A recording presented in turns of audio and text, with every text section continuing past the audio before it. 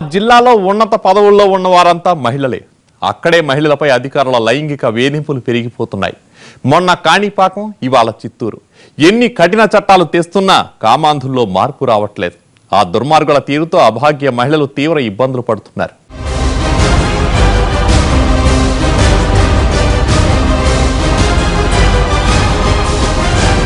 భర్త చనిపోయి పుట్టెడు దుఃఖంలో ఉంది.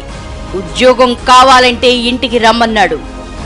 అలాంటి కమిషనర్కు ఎలాంటి శిక్ష వేయాలి? అధికారులు ఇలా ఉంటే మహిళలకు రక్షణ ఎక్కడా?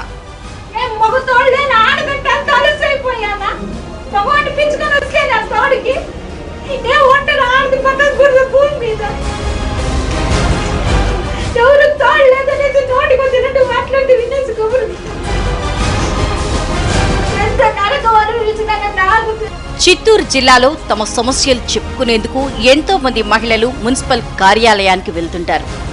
అక్కడి మేయర్ మహిళే అయినా తండ్రి స్థానంలో ఉన్న మున్సిపల్ కమిషనర్ శ్రీనివాసరావు కామాంధుడిగా మారాడు. భర్త చనిపోయి కష్టంలో ఉన్న బాధితురాలు ఉద్యోగం కోసం కార్యాలయానికి వెళ్ళింది. వక్రబుద్ధి పోనిచ్చుకొని కమిషనర్ లైంగిక వేధింపులకు పాల్పడ్డాడు. దీనిపై మేయర్ అనురాధకు ఫిర్యాదు చేసిన బాధితురాలు మున్సిపల్ కార్యాలయం ముందు ధర్నాకి దిగింది. చిత్తూరు నగరపాలక సంస్థలో మురళీధర్ రికార్డ్ అసిస్టెంట్గా పనిచేసేవాడు.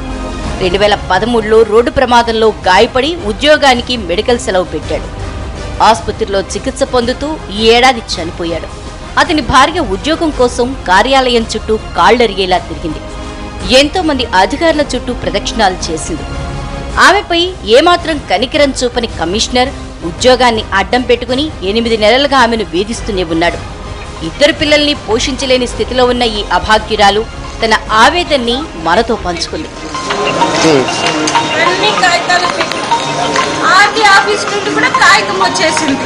ఇది కూడా మే నెలలో వచ్చింది. ఆర్టీ ఆఫీస్ నుండి కాగితం ఇమ్మని చెప్పి ఇది మే నెల నుండి తిప్పించింది నన్ను. ఎన్ని నెలలు తిప్పిస్తారు? ఆయన బెదిరిస్తూ ఉన్నాడు, తిరుగుతున్నాడు. ఫోన్ నెంబర్ ఇచ్చారు, ఫోన్ చేయాలంట ఆ నెంబర్కి. ఆఫీస్కి ఇంత రాకూడదంట. ఇలా ఎన్ని నెలలు తిప్పించుకుంటాడు, ఇలా ఎన్ని నెలలు సాధిస్తాడు.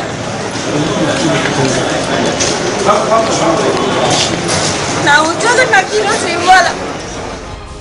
విషయం తెలుసుకున్న మేయర్ అనురాధ బాధితురాలకు ఉద్యోగం ఇప్పించి న్యాయం చేస్తానని హామీ ఇచ్చింది. మున్సిపల్ కమిషనర్ మాత్రం తనపై ఆరోపణలు అవాస్తవం అంటూ కొట్టిపారేశాడు.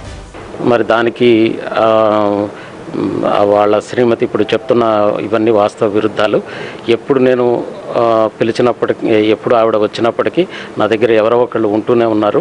అట్లాగే ఒకసారి మాత్రమే మా ఇంటికి రావటం జరిగింది. నాకు కూడా ఫోన్ వస్తే నేను మొదట ఏదో బిజీలో ఉండి కట్ చేసి మళ్ళీ తర్వాత ఆ నంబర్ ఏమిటి అన్నది నేను ఫోన్ చేసి కనుక్కుంటే ఇట్లా అంటే బహుశా అది సెలవు రోజు అయి ఉండొచ్చు, నెక్స్ట్ డేనో, అది నాకు ఇవి గుర్తులేదు.